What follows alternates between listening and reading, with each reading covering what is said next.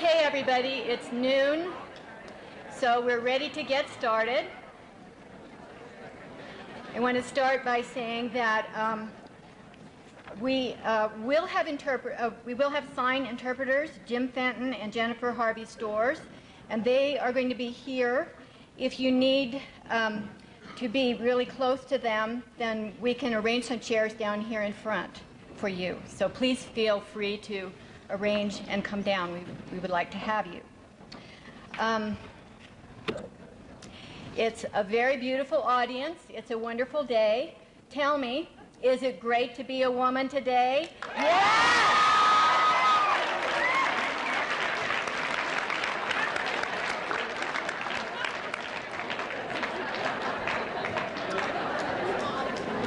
Just to be fair, okay, just to be fair, do we appreciate the men in our lives?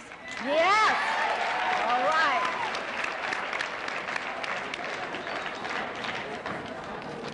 Our format today, I want to tell you a little bit ahead of time about that. We're going to, after Angela Davis speaks, then we're going to have a question and answer session, and when you and she decide you're through with question and answers, I'm going to ask you to stay seated so that she can go back to a table back there where we at one point had some of her books for sale. They were all sold out. But if you brought a book, yeah, all right, good deal.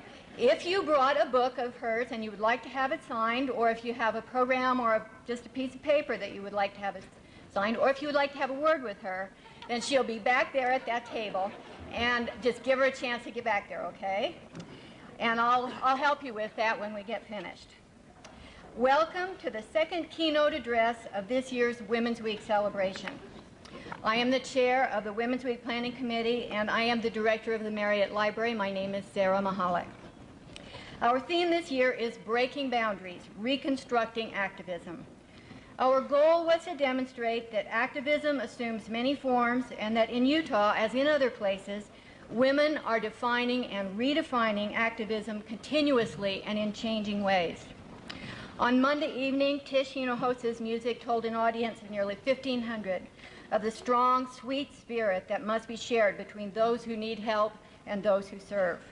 On Tuesday, our first keynote speaker, Wilma Mankiller, told an audience of over 400 about her growth from shy girlhood to strong womanhood, emerging finally into the leadership position of the Cherokee Nation, all through her determined, stubborn commitment to activism.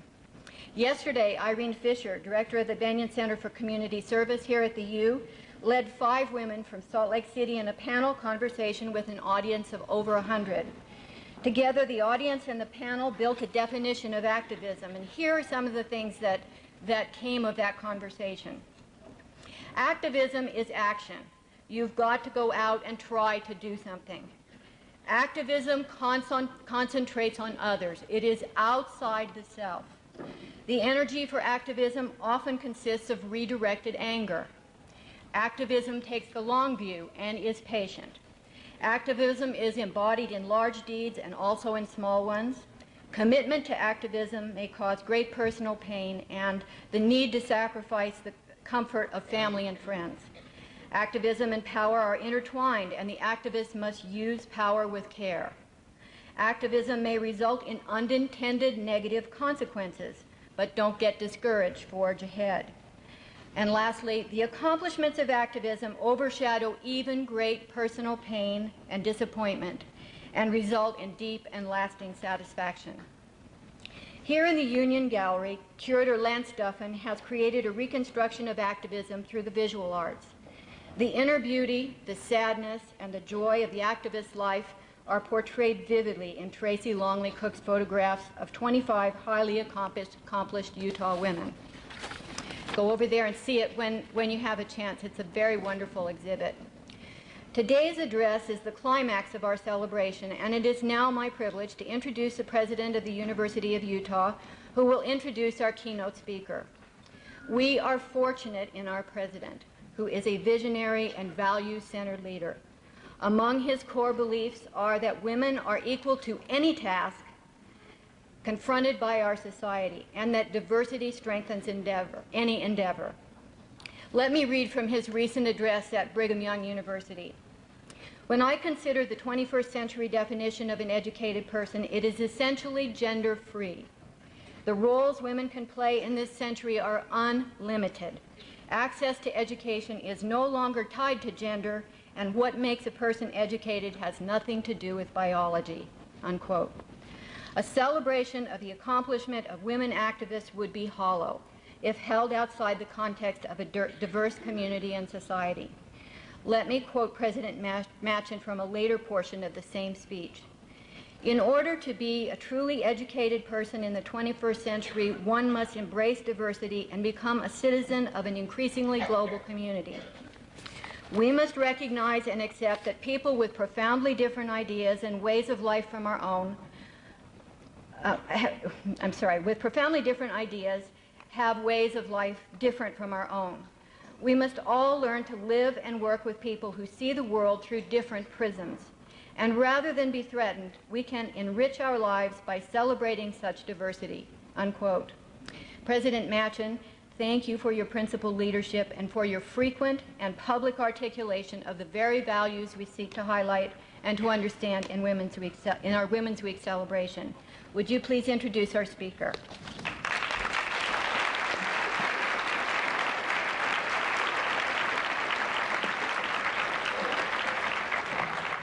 Thank you, Sarah. Good afternoon, everybody. What a great turnout today. I'm really excited to have this kind of turnout on a busy Thursday, isn't it? Yeah. 2 days before spring break. So, Angela, this is a great turnout. Everybody's either getting ready for midterms or putting on their suntan lotion and getting ready to go out of state. 2 months ago, I got a chance to introduce to this group one of my personal heroes, Morris Dees, at the Martin Luther King Day celebration. Today, it's my great honor to introduce another leader of my generation, someone that I have followed with great respect for many years. The theme of the conference this year for Women's Week is Breaking Boundaries, Reconstructing Activism. And I can't think of a person who better embodies those ideas than Angela Davis. For many, the name Angela Davis means activist. Professor Davis received national attention because of her activism in the late 60s. But she had always been politically active, even as a youngster in Birmingham, Alabama, and in high school in New York. By the time she was teaching philosophy at UCLA, she was still active, speaking out on behalf of black prisoners and joining the Communist Party. Those activities led to her removal from her teaching position. Davis was accused of complicity in a courtroom shooting and was placed on the FBI's most wanted list. She was later acquitted of all charges following a Free Angela Davis campaign that many of us still remember. Professor Davis has continued to speak, write, and organize for prisoners' rights. She is a member of the advisory board of the Prison Activist Resource Center, and she helped found a national organization called Critical Resistance. In addition, she has continued to speak and write provocatively and with an independent voice. Her books attest to her interest and convictions. They include Women, Race, and Class, Blues, Legacies, and Black Feminism, Gertrude Ma Rainey, Bessie Smith, and Billie Holiday, Women, Culture, and Politics, and the Prison Industrial Complex on CD-ROM. As she once said in a PBS Frontline interview, I think the importance of doing activist work is that it allows you to give back and to consider yourself not as a single individual, but part of an ongoing historical movement. Former California Governor Ronald Reagan once vowed that Davis would never again teach in the University of California system.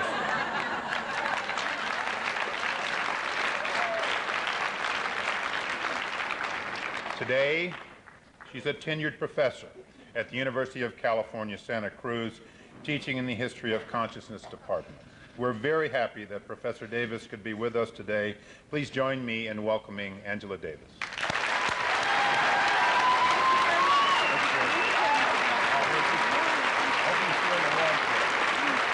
think this works. Are you going to use this?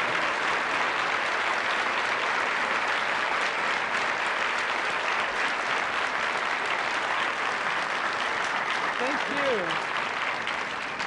Thank you for the wonderful introduction, and good afternoon.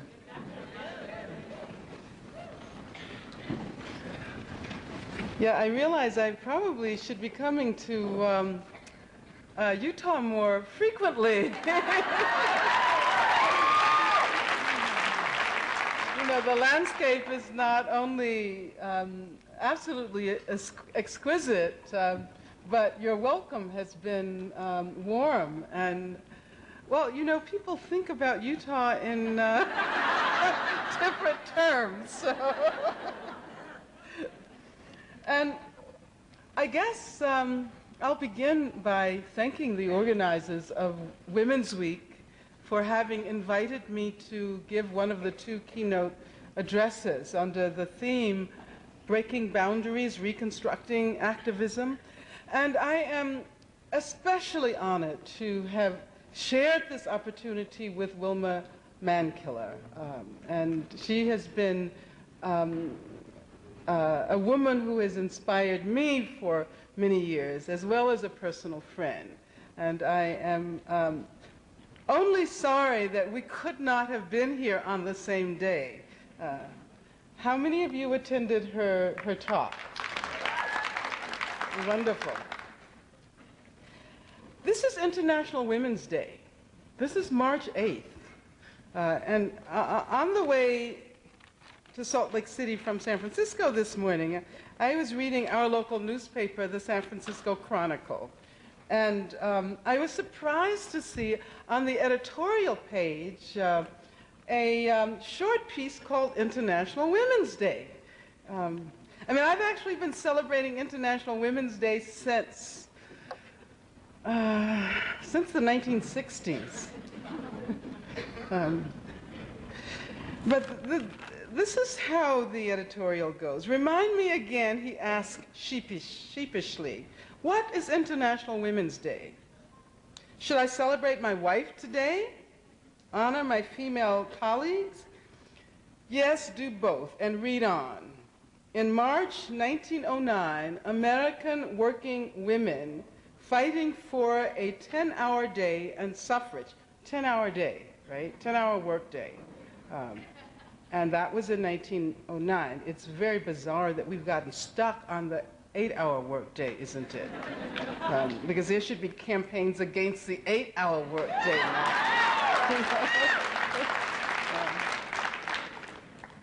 In March 1909, American working women fighting for a 10-hour workday and suffrage and to end sweatshops and child labor. Sounds familiar? First celebrated March 8th as International Women's Day. In 1922, Lenin declared it a national holiday in the Soviet Union. What started as an American working women's celebration soon became associated with communism. But in 1969, dozens of women activists in Berkeley resurrected the day in this country and dressed as turn-of-the-century female activists marched for women's rights. They took as their slogan, bread and roses, words that reflected their desire to be treated with respect and equality, both as workers and women. As the women's movement swept across the country in the 70s, it brought International Women's Day to hundreds of communities. In 1978, nearly all schools celebrated March 8th. I don't know whether, well, anyway. The struggle for working women's rights has not ended. What can you do? Right some wrongs, celebrate the work that all women do everywhere, every day.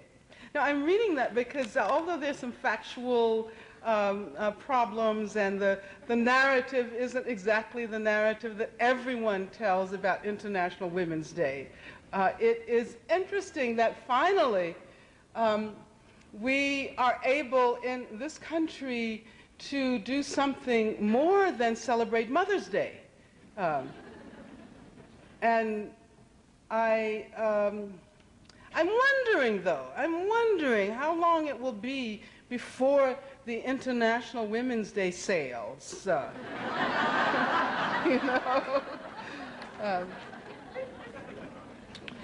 So I think it is especially important to circulate these stories and these narratives and talk about International Women's Day. It doesn't matter if you get a couple of the historical references wrong, but it is important to think about the historical tradition shaped by working women, and that we celebrate that tradition today.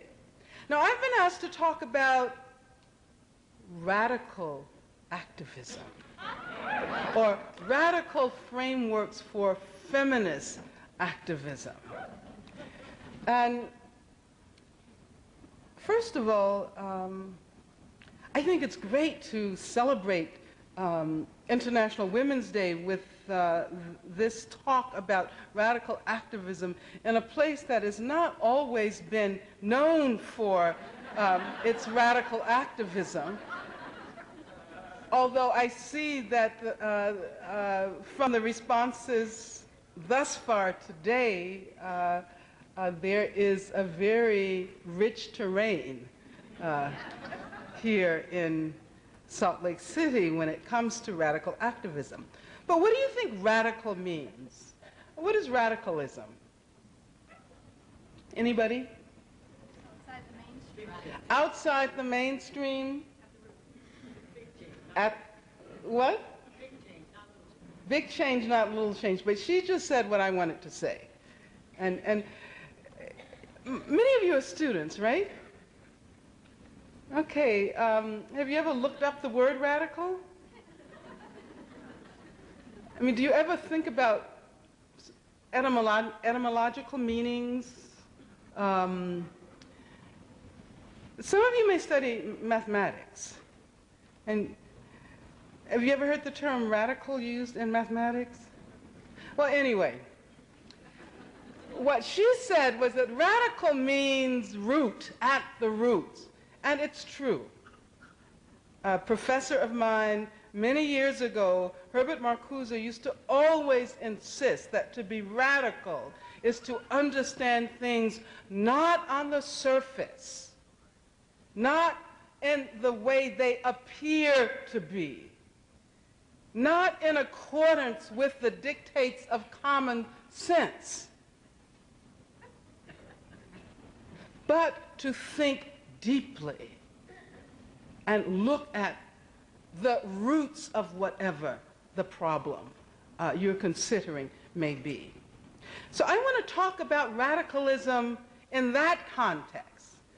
And of course it does mean outside the mainstream, because not too many institutions within the main, of course it depends on how you define mainstream, are willing to do that kind of deep, critical thinking and engagement with a range of the social problems we confront today. So I want to begin by saying that, in my opinion, radicalism requires a basic understanding of, when we're talking about radical feminism or radical feminist frameworks or radical frameworks for feminist activism, I think that's the term we're using. It requires us to understand the way gender and race and sexuality and class mutually interact to create the institutional and ideological structures that shape our social realities.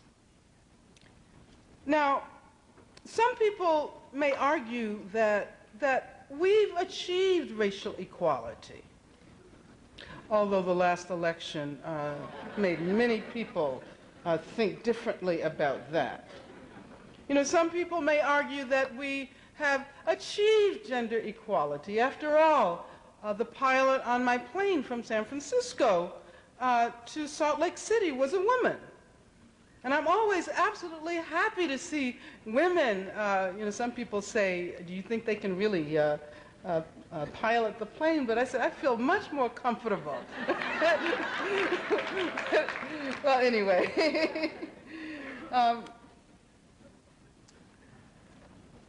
But if we think about gender equality only in terms of formal access, it doesn't tell us that much about the kind of feminism I want to ask you to think about this afternoon. Because if one assumes that we can lay out a formal basis for gender equality, then it might also mean that women have the right to fight for the ability to equally engage in acts of oppression and domination, the equal opportunity to dominate and oppress. And of course, many of you know that I have been doing work around prison issues for a long time. As a matter of fact, if I have some time, I'll talk a little bit about my own activist history, but I ended up going to jail because I was doing work around prison questions. And 30 years later, I'm still doing that work, a different kind of work. But I've been very interested in the fact that increasingly, in many places, women are being proposed as wardens and others who participate in the prison hierarchy. As a matter of fact, there's an interesting book by a woman who was a warden of a prison in Michigan, as a matter of fact, by the name of Tekla Miller. And she wrote a book called The Warden Wore Pink.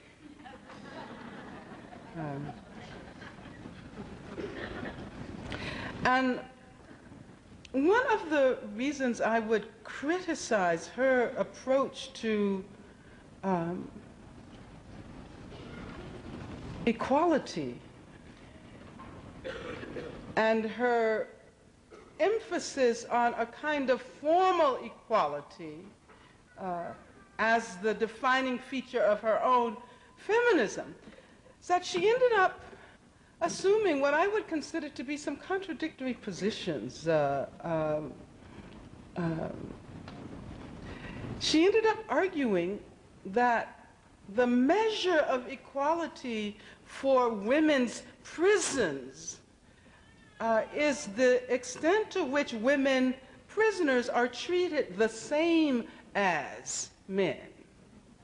And so that she fought for the right to have a larger arsenal at her prison, and fought for the right for women escapees to be treated with the same kind of repression as men. Women, at that particular time, women, if they tried to go over the wall, generally were not, well, they were warning shots fired first. Whereas with men, there were no warning shots fired. And so she argued that in order for the women's prison to be considered on a par with men's prisons, they had to use the same policy so that a woman escapee should not have the privilege of having a warning shot before she was actually targeted by the sharpshooter. That's kind of strange, don't you think? But anyway, I'm not going to go into that. I just wanted to give you an example of the pitfalls of equating feminism or radical feminism with the formal equality of women. So I want to urge you to think about a kind of feminism that subverts rather than reinforces existing structures of domination, of class domination, of racial domination. And of course, by now, we know that we can't separate gender and treat it as something separate from class or sexuality or race. we've learned how to develop what we call intersectional frameworks, perspectives of intersectionality, right? Instead of arguing that race and class and gender and sexuality can be added and subtracted from the whole, we have to see them as sort of entangled in an intersectional relation. And you can't pull one out of the structure. You can't say, what do you think is most problematic in your life, your gender or your race, right? I mean, people used to ask questions like that all the time. People used to ask me, well, do you feel more oppressed as a woman or as a black person? You know, as an unraced woman, as a race-neutral woman, and I don't know what that's supposed to feel like, you know, or as a genderless black person, and I don't know what that's supposed to feel like either. It took a while before we figured out how to answer that question, though. I mean, you see how part of our activist battle has been finding the right questions, discovering the right vocabulary, being able to ask the right questions, because if somebody asks you, you know, what is it, does it feel worse for you in terms of oppression to be a black person or a woman, and you start thinking, and you generally come up with some kind of answer that doesn't make any sense at all. But the problem is you don't know it doesn't make any sense, because you don't realize that the question itself is flawed fundamentally. But that's a part of struggle. That's a part of achieving certain victories in the field of what one might call ideology, consciousness, but also winning victories in the material world. What we discover is that each time we are able to win a victory, a new terrain is created so that we can ask new questions. And then we also are able to think about the past in a different way. We're also able to ask different questions about the past. Now, I've always thought that it is extremely important to identify with and take up the causes of those women and those men who are most marginalized, most invisible. There was a time when I couldn't explain why I felt that way. And there was also a time later, after we developed the discussion about the relationship between women of color and the women's liberation movement in the late 60s and the early 70s, when we began to develop this way of thinking about the relationship between fighting with and on behalf of those who are most oppressed or most marginalized, we began to talk about the fact that it is possible for, say, a woman who is, I'm giving you some examples, who has been shut out of the boardroom of the corporation on the grounds of sexism. It is possible to fight for her to have the right to become a member of a board of directions of one of the Fortune 500, and that will be a victory, of course. But who benefits from that victory? You know, what about the women who are the targets of the exploitation of that corporation? What about the women who clean the houses for the women who have these wonderful careers. But on the other hand, if you think about fighting on behalf of poor women and working class women, and when you think about the way in which the victories we win in those struggles tends to push the whole structure upwards, so that, you know, what I'm arguing against is the trickle-down theory. And, you know, maybe we can develop another term for the, what would you suggest? Well, it's not trickle up, because it's like this real push. And the point that, think about it, maybe during the question and answer, somebody will have a good phrase for that. But the point I'm making is that it is possible to leave large numbers of people behind.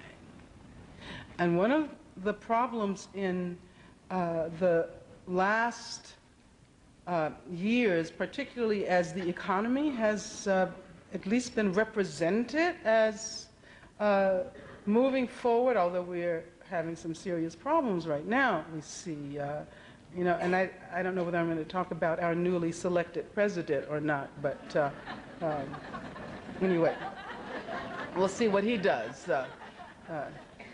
But, you know, the point that I'm making is that there are vast numbers of women and men who are not even on the unemployment list because they have been looking for work so long that they have given up, and therefore they are rendered invisible. They're not even counted anymore unless they're actively looking. What about the women who no longer are able to count on welfare and have to rely, if they can find work at all, have to rely on minimum wage work at places like McDonald's and whatever, and those companies don't pay them enough even to cover the cost of child care, or to even cover the cost of working, transportation,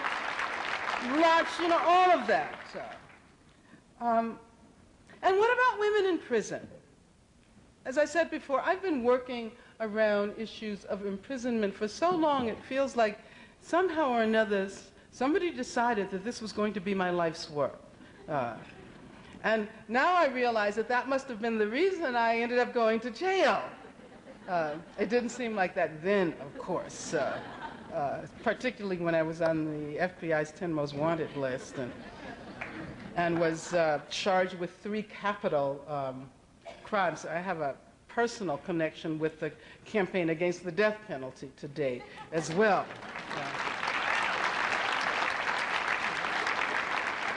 But I realized when I went to jail myself that I had been doing all of this work around political prisoners and prison issues, and had not even been thinking about women.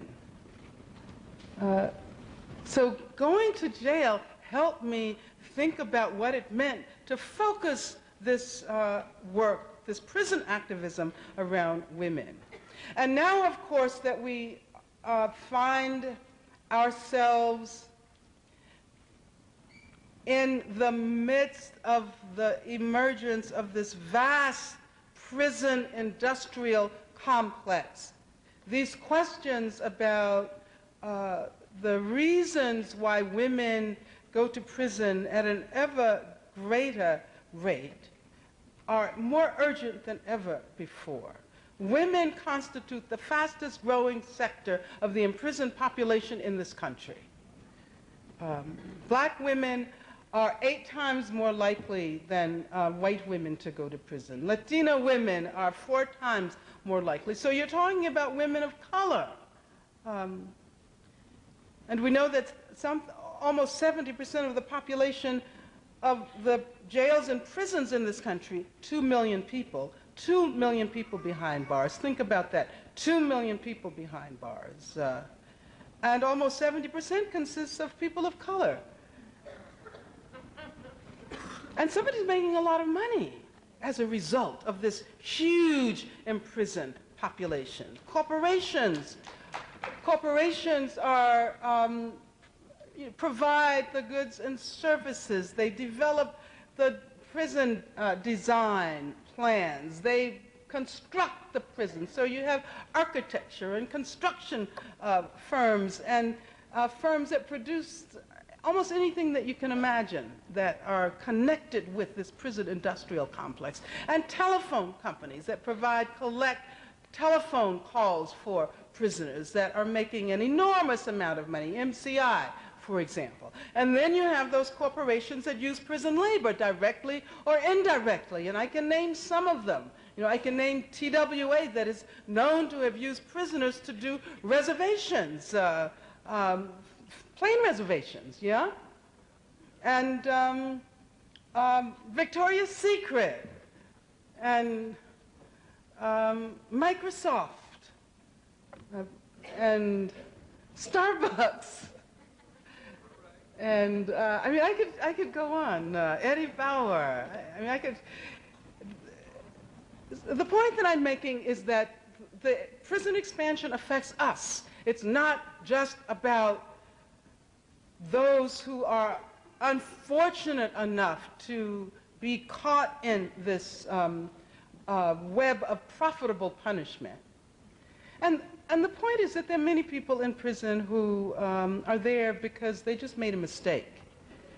We tend to think about the imprisoned population as a population of murderers and rapists and of people who are so morally distinct from the rest of us that we can indeed put them away in a place where they are warehoused, and a place where which makes it possible for us no longer to have to think about them. Because prison is a concept also into which we deposit those problems that we don't want to have to think about and deal with.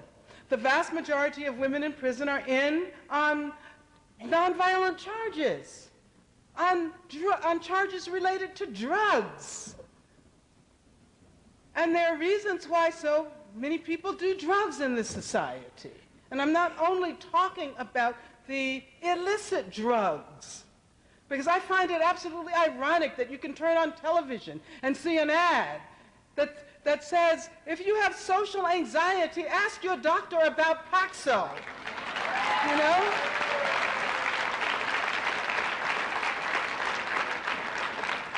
And then there are poor people who don't have a doctor they can ask about Paxil. But there's a whole range of other drugs, street drugs, accessible to them. So, many women are self-medicating. They're trying to feel better, and they end up getting punished as a result of it. Dorothy Gaines, Kimber Smith were facing almost their entire lives in prison. Fortunately, President Clinton pardoned them.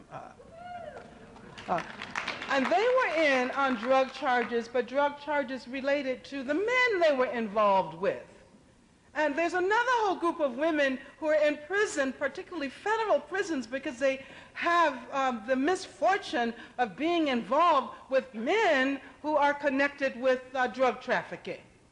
And usually the men either get out or do very short sentences because they can turn over information. Because they have information. The women who don't know anything about the drug trade don't have anything to offer, and they end up getting a sentence of 25 to 30 years. Go into any federal prison. You will find that story being told over and over again.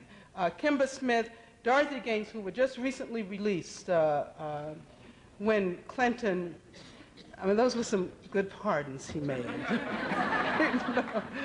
And, since there's all this controversy about Mark Rich, I want to know, why didn't he just pardon Leonard Peltier? If he had pardoned Leonard Peltier, of course there would have been the controversy, but there would have been support, not only all over the country, but all over the world. And it could have changed his reputation. his historical reputation. But anyway, we're still fighting for the freedom of Leonard Peltier and Mumia Abu-Jamal.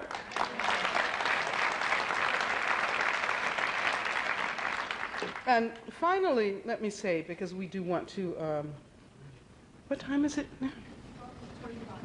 Okay, so I have a few more minutes. All right, there are two other things I want to talk about then. Okay, one is the way in which activism around prison issues can help us to make connections with issues, particularly global issues. And I'll give you a couple of examples. One has to do with the fact that women's prisons are, women's prisons in other countries follow the model of the US prison. Well, the prison historically was America's gift to the world.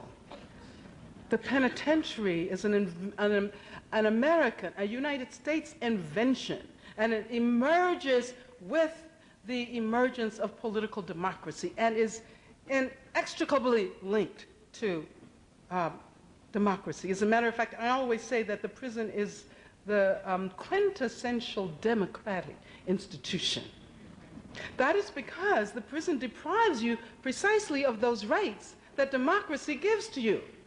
And if you don't have the rights, then you can't conceive of a punishment in which those rights will be taken away. I mean, this is one reason why we have to think about the prison as an important institution of US democracy. And of course, now prisons exist all over the world. And we take prisons for granted. We assume that prisons have always been here, and they always will be here. That is the only way you can address issues of crime. And I want to suggest that the prison was a historical invention. And if it was invented historically, we could also think about other forms of punishment, other ways of addressing these issues. But for the time being, as we've seen since the beginning of the 19th century, the penitentiary traveled throughout the world, into the colonies through European involvement in third world areas as well. Now we're seeing new models of imprisonment travel along the circuits of globalization.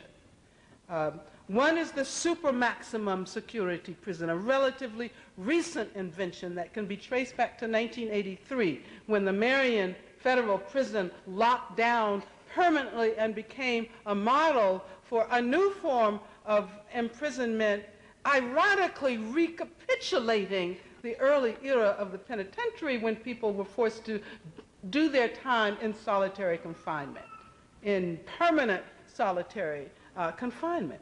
But then there are other ways in which these, the circuits of globalization allow the prison to travel. There's private prison companies. Corrections Corporation of America is the largest private prison company in the world. And until just a couple of months ago, Corrections Corporation of America, headquartered in Nashville, Tennessee, owned and operated the largest women's prison in Australia. Think about that. In Melbourne. Fortunately, a prison activist group, a feminist group in Australia, has been putting pressure on the Australian government to the extent that it finally agreed to withdraw the contract from Corrections Corporation of America. No, but then there are also the connections with immigration that we need to think about. The fact that so many people who are in prison, so many women who are in prison, are in as a result of being under the auspices of the Immigration Naturalization Services, the INS. And that the INS now is the largest federal armed body.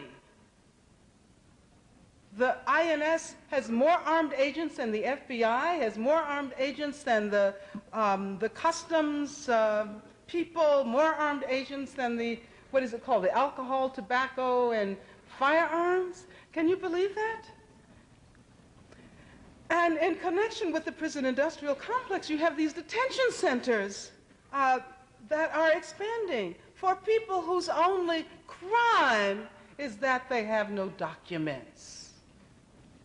And oftentimes they have no documents because U.S. corporations have wrought havoc on their home economies and have created situations where they can no longer live at home and are compelled to immigrate here.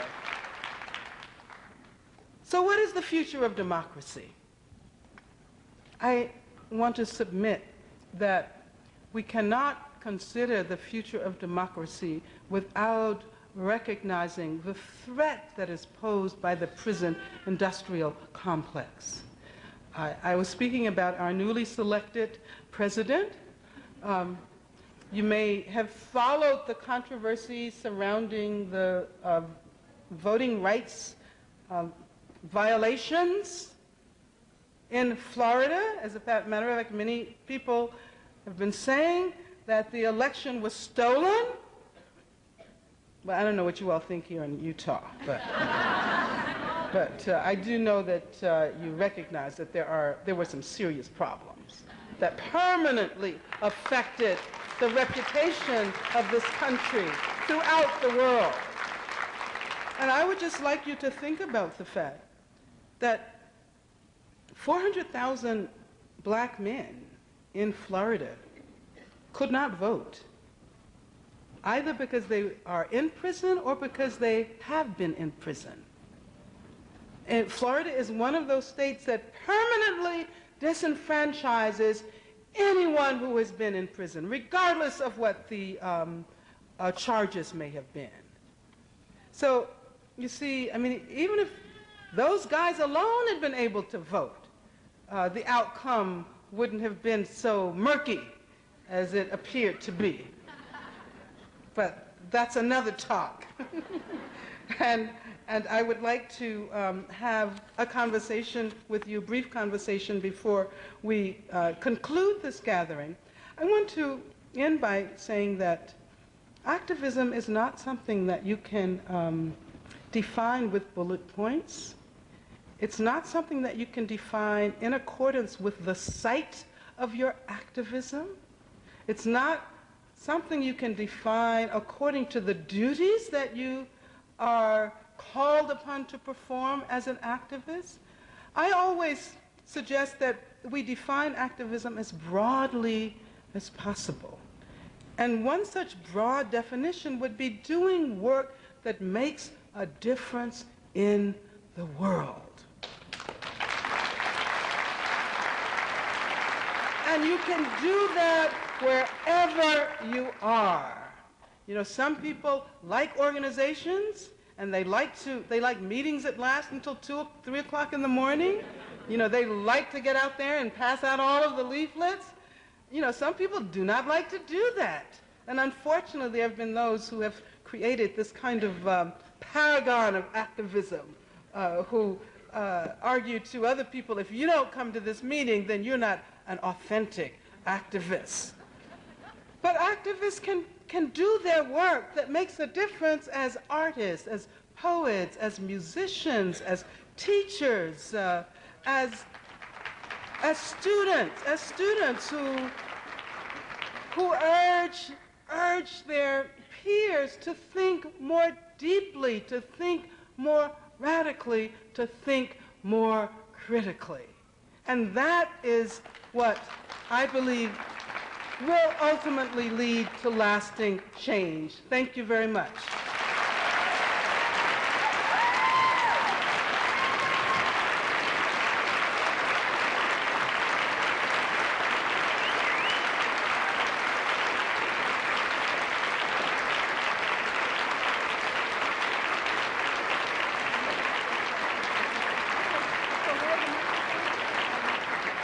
I think there's the microphones. And what, we have like about 10 or 15 minutes or so? Yeah, we have 15 minutes. 15 minutes for questions. Oh, okay. You know, we need... What are the defining moments of your life? Oh. You know, that's something that's, I don't know whether there are any defining moments because they're always changing. And I always look back and see different moments and think about them in different ways. And I mean, this is one of the reasons why I was saying that it's really important to have as broad a conception of activism as possible. Because we all change, we develop, we grow. I mean, I'm, wow, how long have I been, okay, if you say that I started as an activist at around 10 years old, 9 or 10 years old, and I'm 57 now, so that means I've been doing it almost 50 years. And it's not been boring. It's not been boring because, you know, it's always different. And I see activism primarily as a way to live my life, not as something that I can decide to do or not do. I just would not feel comfortable if I did not share some of my knowledge and some of my energy with those people in the world whom I consider my allies. And, you know, growing up in the segregated South meant a lot because I have seen many changes occur. And I think those changes have to continue to happen. I can't imagine a moment when I can think about us ever having won, you know, all of the victories that we can imagine. So, she had her hand up first. I do want to thank you for coming and speaking and being an activist. I would like to, a prison reform activist, invite any of you and all of you to some of the meetings here locally. I'm on the board of Families Against Mandatory Minimums here in Utah.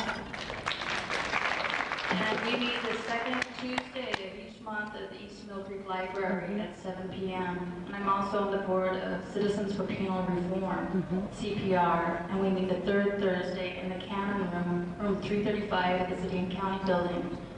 So these are just a couple of organizations that are local here that are And FAM is national. FAM is national. We're the local chapter here, and it's so important to get involved. Absolutely. My question to you is, do you know of any groups or organizations that promote support systems for children with incarcerated parents? You know, actually I do. A friend of mine in the Bay Area, whose name is Ida McCrae, who was in the federal prison for quite a number of years, got out about 5 years ago. She established an organization called Families with a Future. And one of the things she does is she goes into the high schools and works with children whose parents are in prison. And her children assist her with that work because they found themselves totally isolated and ashamed and unable to talk to people about her situation when she was in prison. So if you'd like to get in touch with her, I can tell you how to reach her. Here's a lady right here who has been trying. Angela, Utah is one of only 3 states that doesn't have a hate crime bill. Our legislation, this legislative session didn't pass. The governor is going to have a special session around another issue. And if you get an opportunity to speak to the press, we'd like you to encourage the governor to look at this issue again. We're having people from all over the world for the Olympics come in next year. And even if we weren't, we need this bill passed. Well, you know, maybe you could get a resolution from this gathering, and I would be happy to sign it. Okay. Now, if everyone here could call the governor and ask him to look at this issue and the special session. Absolutely. Okay. Is there only one microphone? Here too. Oh, okay. I just sent her over there because that lady had been trying. Okay. Hi, curious as to if and how your view of communism has changed over the years. Well, I was a member of the Communist Party for many years.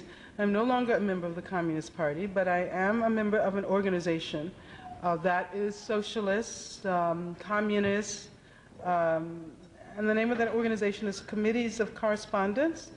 Connecting with the American Revolution, you remember the Committees of Correspondence? Oh, read your history books. Committees of Correspondence for Democracy and Socialism. And I believe that capitalism is responsible for so much of what is wrong about this society and the world. And, you know, as a matter of fact, now that there are no socialist countries, well, Cuba is still, trying to survive as a socialist country. It is even more important to develop ways of criticizing and opposing the insinuation of capitalist ideologies into our lives. You know, most people take capitalism for granted now. And even if you look at something like hip-hop, a friend of mine did a paper recently in which she talked about the irony that hip-hop, which is supposed to be this subversive form, cultural form, actually draws upon the figure of the capitalist,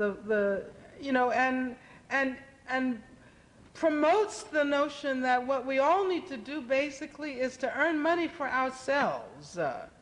And there's something strange about the way in which the values of capitalism have become the values of democracy.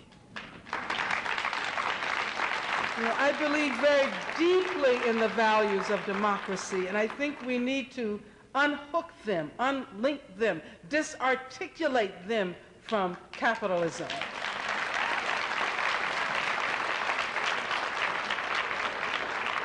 Oh, let's use that other microphone. You talk about prisons and correctional facilities. I was wondering if you feel at all they're beneficial to people locked down, mental hospitals, things like that. If you feel like they help people, or if you feel like, you know what I'm saying? Yeah. Do I feel that the prisons are helpful and the mental institutions? Well, I think that there is something fundamentally flawed about the assumption that you can lock people up and then expect them to become rehabilitated. You know? I mean, I'm not suggesting that there aren't some people who may need to be separated from society, but you can't argue that separation, that segregation, is the way in which you're going to deal with every issue that is deemed a crime. And one thing I might point out is that there's this really important movement around the humane treatment of animals. I should say of animals other than humans, right? But we don't see the same kinds of ideas being used to challenge such institutions as, repressive mental institutions and prisons. I think that, well, I'm an abolitionist. Okay, that's what, some of us call ourselves abolitionists because we believe in death penalty abolitionism, but also we believe in prison abolitionism. And when we say prison abolitionism, everybody thinks about, we're going to open up all of the prison cells and let all of the criminals in. But that's not what it's about. It's about envisioning other kinds of institutions. It's about thinking about other ways of addressing those problems that lead people to prison. And it is, I mentioned the abolition of welfare. You know, why abolish welfare when there is no support system for poor women? You know, why not understand the relationship between the deindustrialization of the economy and the unavailability of jobs for many people, many communities, and at the same time, the entrance of drugs into those communities? New economies, illegal economies develop, which many people get involved in because they don't have the opportunity to find jobs anywhere else. And of course, there are all of these trajectories that end up in prison. You know, why can't some of these trajectories end up in a place that is productive? Why not more prisons instead of, why not more schools instead of more prisons? That slip was actually, you know, that slip actually is indicative of the fact that many schools are more like prisons than they are like schools. So. Richard, back. Hello, my name is Nakia Whitaker. I'm a first-year law student at the U, and we had a death penalty